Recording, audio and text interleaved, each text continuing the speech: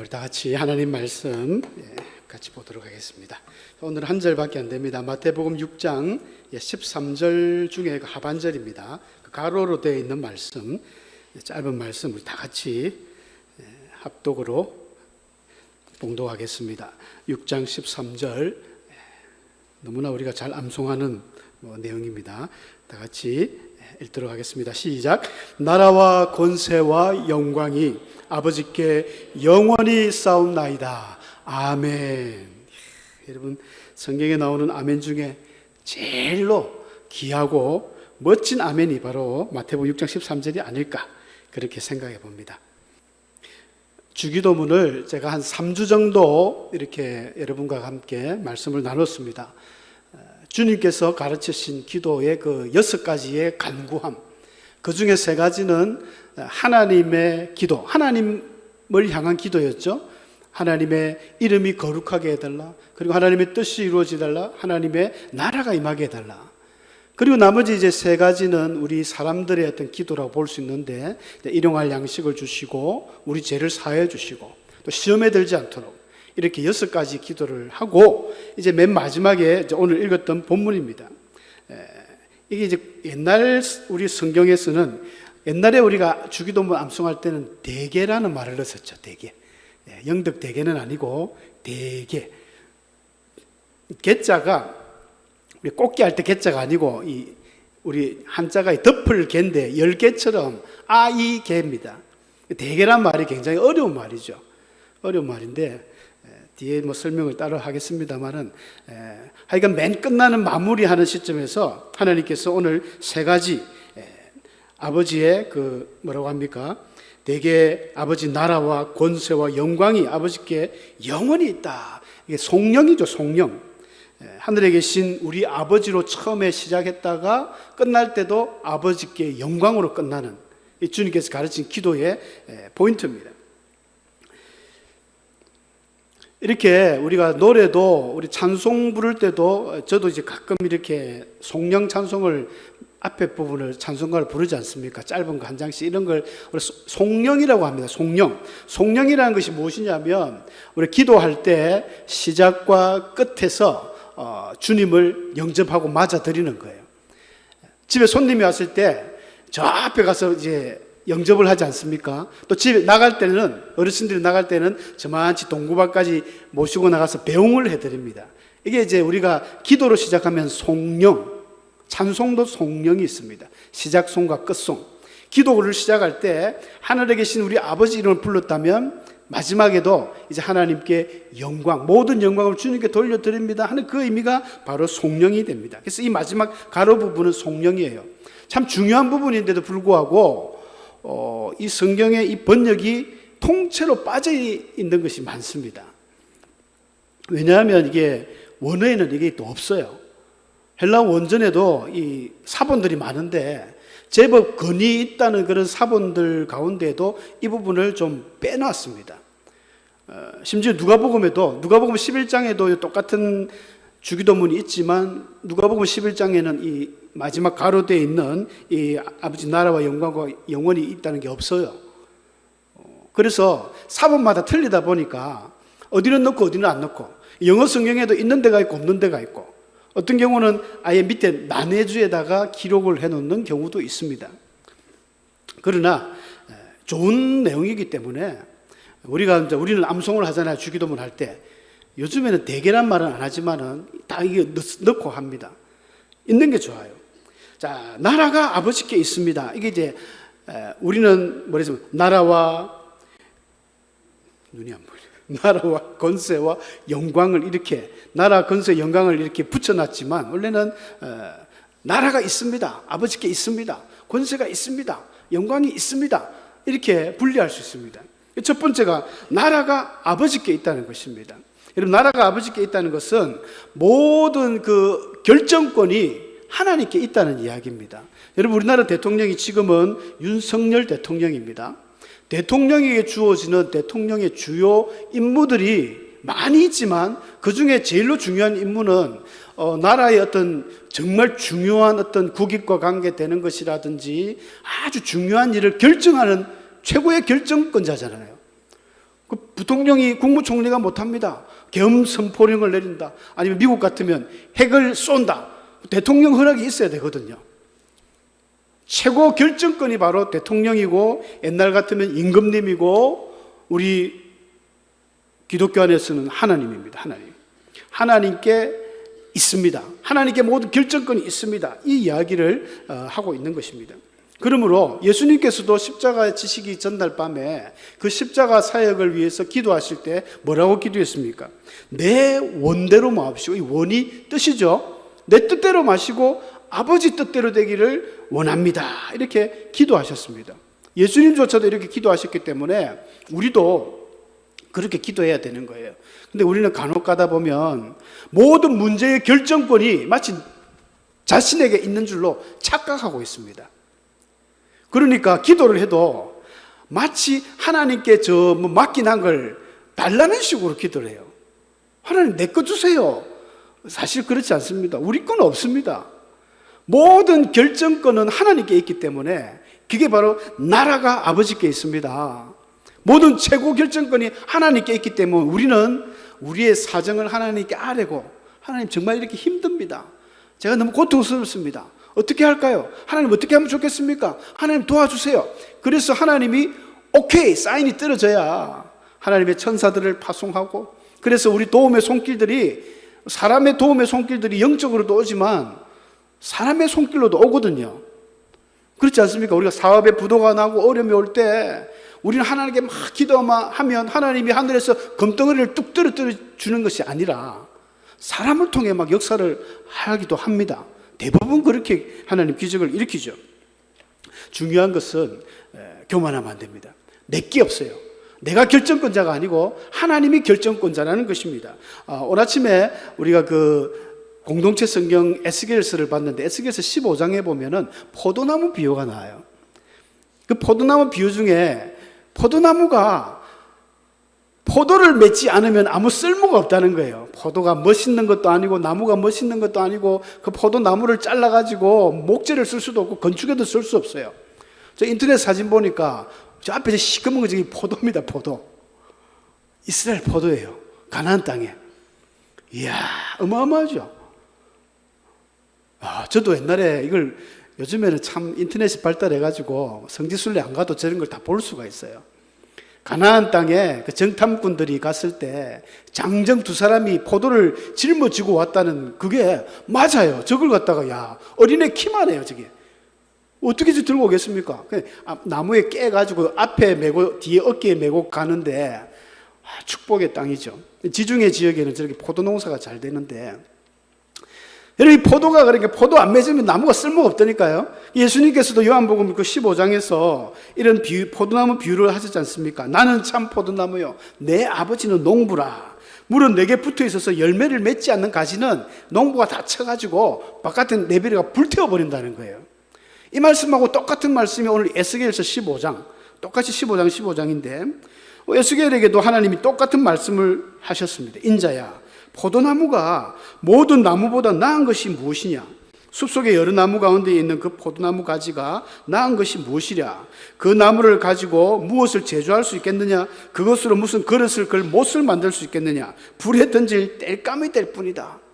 여러분, 포도를 안 맺으면 땔감밖에 안 된다는 거예요. 쓸모가 없다는 것입니다.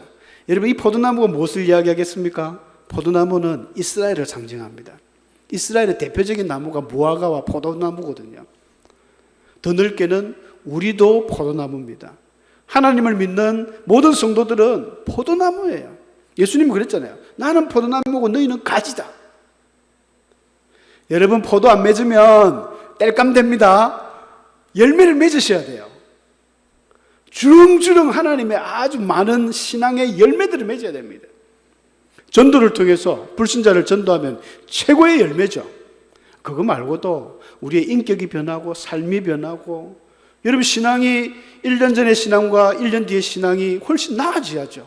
퇴보하면 안 되겠죠. 근데 발전하는 신앙보다는 퇴보하는 신앙들이 제법 많습니다. 신앙생활을 10년 했네, 20년 했네, 자기의 신앙의 관록처럼 직분은 올라가는데 내 신앙은 자꾸만 처음 신앙보다 못하다. 그러면 위기입니다, 위기. 농부가 가지를 톡톡 부숴가지고 불태울지 몰라요. 촛대를 옮겨버릴지 모릅니다. 긴장하셔야 돼요.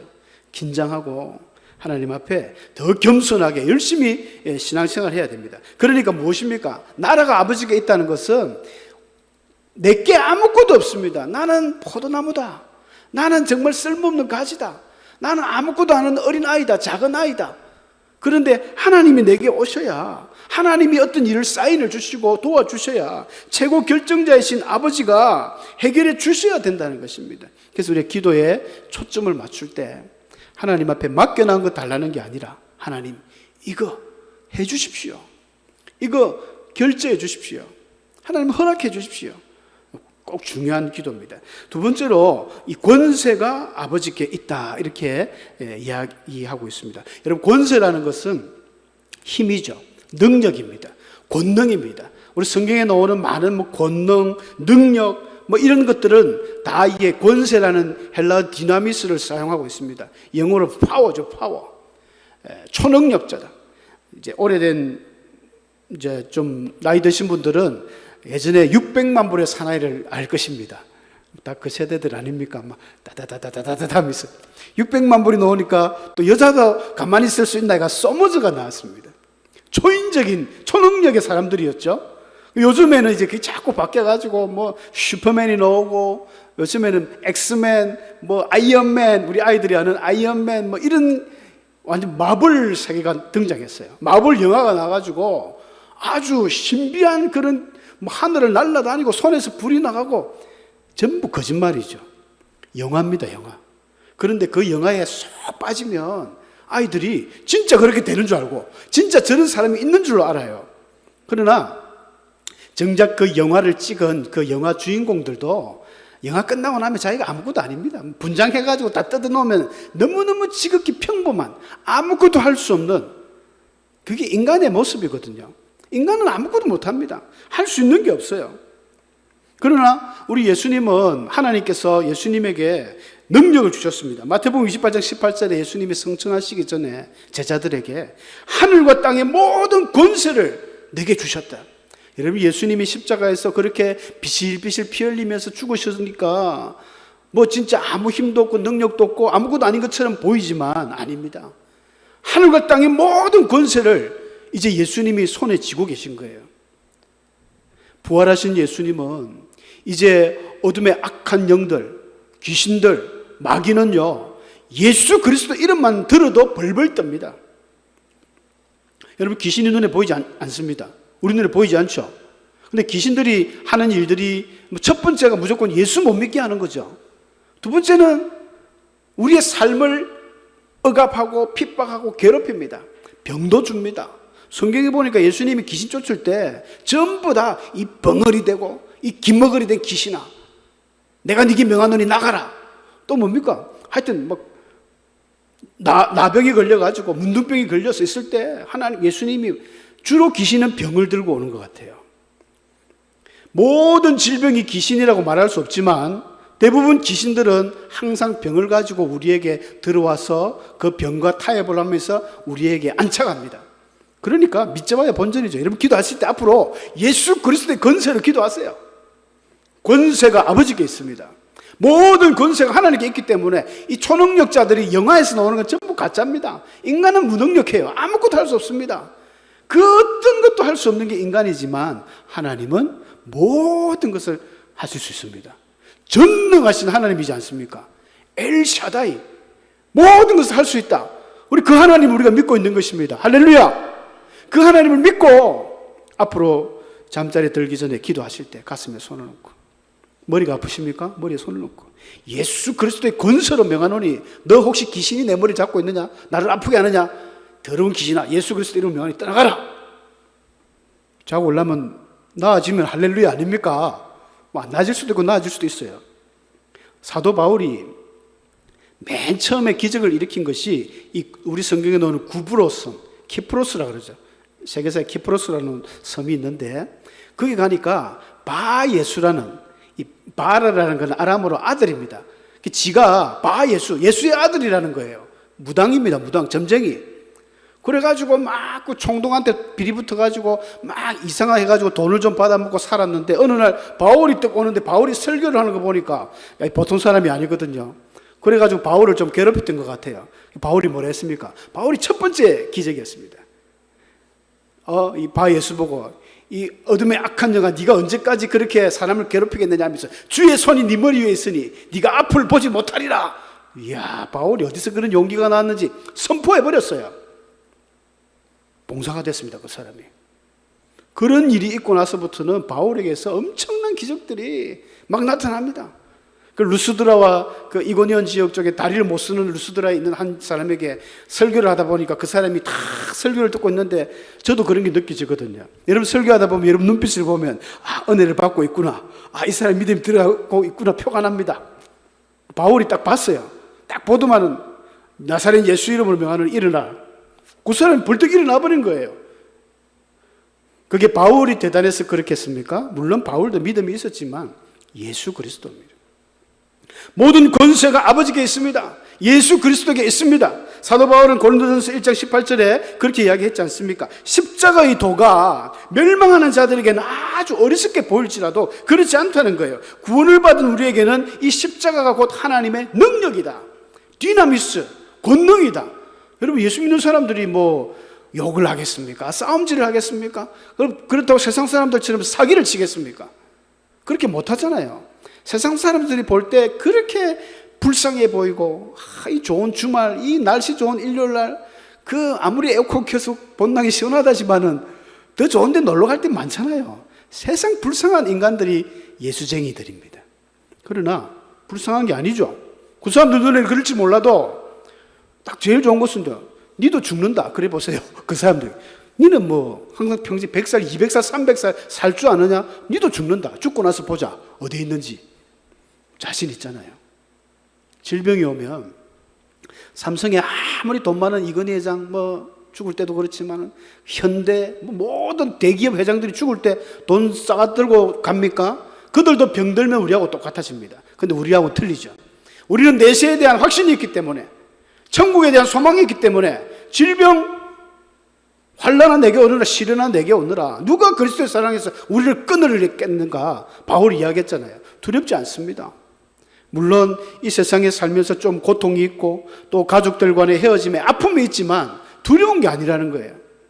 이 진짜 믿음의 어떤 능력은 십자가에서 나타나는데 이게 하나님의 능력입니다. 아픔이 와도 사업에 실패해도 어떤 분들은 믿음이 있는 분들이 사업에 실패해도 그렇게 완전 낙심이 안 된다는 거예요.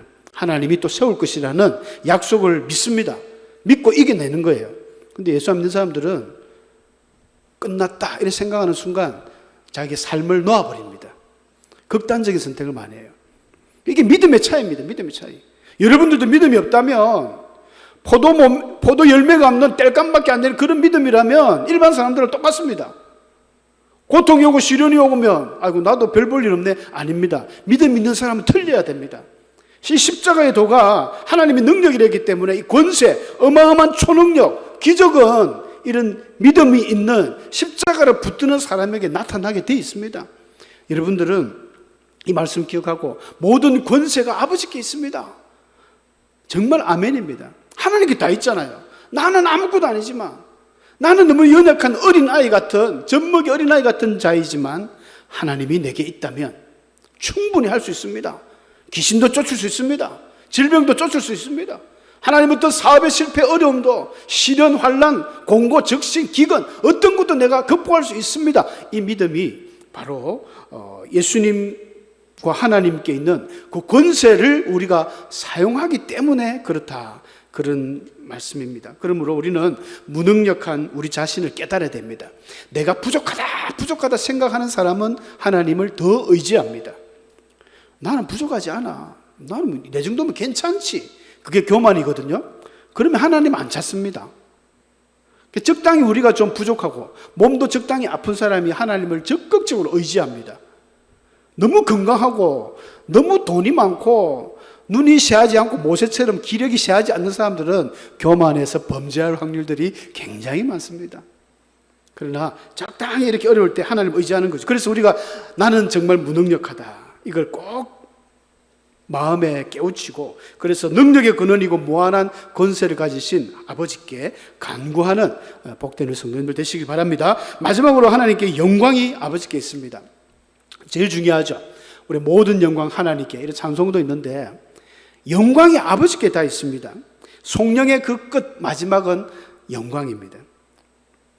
영광이 아버지께 영원히 있습니다. 이게 이제 아멘. 여러분, 아멘이라는 것은 참 감사하게도 제가 그 구약 히브리어 헬라어 다 적어놨는데 발음이 똑같습니다. 아멘, 아멘, 아멘. 구약 히브리어도 아멘, 헬라어도 아멘, 한글도 아멘. 못난 미국만 에이멘이랍니다. 에이멘. 에이멘이 어디 있습니까? 아멘이지. 미국 사람들은 그 영어가 발음이 안 되는 거예요. 한글은 전 세계 모든 발음 안 되는 발음이 없습니다. 한글이. 한글을 사실 전 세계 공용어로 해야 되는데 힘이 없다 보니까 미국이 돼가지고, 미국은 이 발음 안 되는 게 많아가 에이멘. 우리는 요한이라 하잖아요. 저 요한이라 안 됩니다, 발음이. 요한이 안 되니까 영어로 쟈한이란다, 쟈한. 왜 쟈한이 뭡니까? 요한이지. 예수님을 예수로 해야 되는데 예수를 뭐라 합니까? 지저스. 뭘 찢습니까? 예수를 찢어요. 영어는 문제가 많습니다. 한글은 진짜 다 됩니다. 여호수아, 예수와 뭐 다 이게 하나님 구약의 그대로 원어가 감사하게도 한글 발음하고 똑같아요, 다. 근데 영어는 다 틀리더라고요. 아멘 많이 하십시오. 아멘. 아멘. 아멘은 진실로 그렇습니다. 그러합니다. 그렇게 되길 희망합니다. 맞습니다. 이런 긍정의 의미이기 때문에 그래서 마지막에 나라와 근세의 영광이 아버지께 영원히 있습니다. 아멘 빠지면 이게 시시해요. 아멘이 확실한 보증의 인침입니다. 성령의 인치심이에요. 아멘! 끝난 거예요. 게임 오버. 하나님께 있습니다. 아멘! 이게 아멘이 빠져버리면 말이 안 되는 거죠. 그래서 아멘 많이 하셔야 돼요. 아까 이야기했던 대개라는 그 말은요, 대개, 저기 빠져버렸네요. 대개가 이제 헬라어로 호티라는, 이게 왜냐하면이 그 원어인데 이 원어가 빠져 있어요. 근데 대개라는 말이 제가 언어로 찾아보니까 옛날 우리 고어로는 일의 큰 원칙을 말할 때 보통 우리 대개 이라면 이렇게 생각하죠. 대체로, 대부분, 뭐 이런 식으로 생각해요. 대체로 대부분 나라와 영광이 아버지께 있다. 이러면 큰일 납니다. 그 대개하고 의미가 완전히 다른 거예요. 이 대개는 이제 옛날로 어려운 말들이지만 현대적으로도 이야기할 때 왜 그런가 하면 한마디로 딱 이야기하면 결론적으로, 마지막으로 가장 중요한 결론적으로 나라와 권세와 영광이 아버지께 있다. 이렇게 성령으로 끝맺는 거예요. 그런 의미의 대개가 이제 원어의 호티, 왜냐하면 because, for 이런 뜻인데 이게 굉장히 중요한 의미인데 사실 우리 성경에 빠져 있습니다. 빠져 있지만 뭐 그거 있다고 더 훌륭하고 또 틀리고 맞고 이런 의미는 아닙니다. 그러나 이제 종합적으로 이 주기도문을 정리함에 있어서 대개란 말은 의미는 있어요. 그래서 앞에서 쭉 하늘에 계신 우리 아버지요, 이름이 거룩히 여길 받으시오며 일용할 양식을 주시고 시험에 들지 않게 하시고, 그래놓고 대개 마지막으로 끝으로 가장 중요한 것은 나라와 권세와 영광이 아버지께 영원히 있습니다 하고 하나님께 다 드리고 아멘 하면서 성령으로 탁 인쳐버리는 거죠. 여러분, 주님께서 가르치신 이 기도 많이 하십시오. 이 6가지 내용 안에는 사실은 내 것이라고 하기에는 좀 그렇고, 모든 것을 가지신 아버지께, 하나님께 우리가 부탁하는 거예요. 일용할 양식도, 또 어려운 가운데 있을 때도 이 시험에 들지 않도록 하나님 넘어가게 해달라고 부탁을 하는 거예요. 모든 권세를 가지신 하나님께. 이제 우리가 그 권세를 참 감히 감사한 것은 십자가를 통해서, 예수 그리스도를 통해서 성령으로 충만하게 되면 이 능력이, 이 권세가 우리에게도 일부 나타난다는 것입니다. 이게 큰 은혜죠. 도무지 우리는 그렇게 할 그 어떤 능력도 없고 자격도 없지만 예수님 때문에 우리가 이 세상 살면서 조금 맛볼 수 있습니다. 그걸 지나치게 너무 강조하다 보니까 사람들이 또 신비주의라는 이상한 단체에 빠져가지고 막 사람들이 그것만 쫓아가는 거예요. 여러분, 신비주의가 나쁜 것은 그 주의가 나쁩니다. 주의. 주의라는 것은 그것만 향해서 가는 것이거든요. 여러분, 성경은 하나님을 신비하잖아요. 신묘 막쳐가신 분입니다. 하나님을 신비하시고 예수님도 신비하시고 우리 신앙의 모든 것들이 신비한 일이지만 그것만 쫓아간다? 잘못된 거죠. 우리는 하나님을 믿고 하나님의 성품을 닮아가고 하나님 말씀하셨듯이 내가 거룩하니 너희도 거룩하라. 삶이 바뀌고 깨끗한 삶으로, 성화의 삶으로 점점 주님을 닮아가는 삶이 돼야지, 신비한 것만 쫓아가니까 자꾸 기도원 집회 나가고 어떤 집회 나가고 머리 갖다 밀고 뭐 하나님 한번 눌려주세요, 눌려주세요. 한번 눌릴 때마다 영이 깬다는 거예요. 요즘은 잡아뜨리는 이런 집회가 많거든요. 바람 소리 내면서 그러면 앞에 계신 우리 권사님 집사님들이 하면서 넘어가가지고, 왜 넘어갑니까? 한번 넘어갈 때마다 우리 영성이 빵빵 터진다는 거예요. 도대체 그런 원리는 어디서 나왔는지 모르겠지만 어떤 부흥사들은요 다 양복 우아기를 벗어가지고 확 던지고 그럽니다. 실제로 그럽니다. 오래전부터 그랬습니다. 미국의 캐나다 토론토에서 빈야드에서 그 바람을 우리나라 목회자들이 4,000명이 가서 배우고 왔어요. 그 배운 뿌리들이 지금 전국에 퍼져가지고, 여러분들이 참 우리는 순진해서 그렇지 좀 집회 가면요 집회 스타일 자체가 우리처럼 구닥다리처럼 이렇게 안 해요. 완전 삐까번쩍하게 합니다. 홀려놓습니다. 그래서 남는 게 무엇인가? 신비주의, 은사주의, 무슨 주의는 위험합니다. 성경으로 돌아가야 됩니다. 모든 나라와 근세와 영광이 아버지께만 있다. 그래서 그 아버지를 닮아가는 것, 이게 우리의 신앙의 가장 최고봉이 되어야 됩니다. 포도나무가 열매를 많이 맺는 것처럼 그런 삶이 되도록 주님께서 가르친 기도를 오해 없이 잘 반복해서 하나님의 멋진 우리 성도님들 되시기를 축복합니다. 함께 오늘 말씀 생각하시며 우리 기도하시겠습니다.